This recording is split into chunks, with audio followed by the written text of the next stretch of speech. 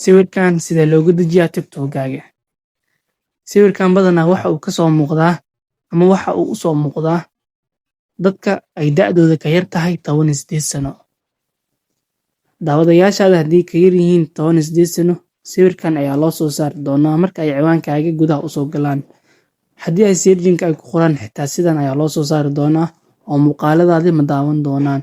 Sidoo kalena dad badan ma gaari doono maadaama daawadayaasha ay ka yar yihiin 18 sano. Si aad iska dejiso waxaad u baahan tahay inaad imaato TikTok-gaaga. Kadib waxaad kasii doorataa saddexdaas dhibic. Kadib waxaad kasii doorataa saddexdaas dhibic kor ku taalo.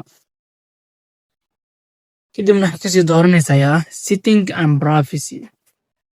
Setting and Privacy. Kadibna hoos u soo soco. Waxyar hoos u soco. Kadibna calaamadan ayuu kuu soo saari doonaa ama qoraalkan. Audience Control kasii dooro. Audience Control markaa kasii doorato sidan ayuu kuu soo saari doonaa. Haddii ay tan kuu furantaa iska xir. Gabi ahaanba iska xir. Haddii aysan kuu furnayn sidan ku daa. Hambalyo waxaad ku guuleysatay sida Profile Restricted loo xaliyo. Haddii aad iska iibinayso shaxi football ama aad iibsanayso, kaliya raac linkayga TikTok-gayga saaran ama YouTube-ka commentiga yaala. Sidoo kale ku soo biir channel-kayga.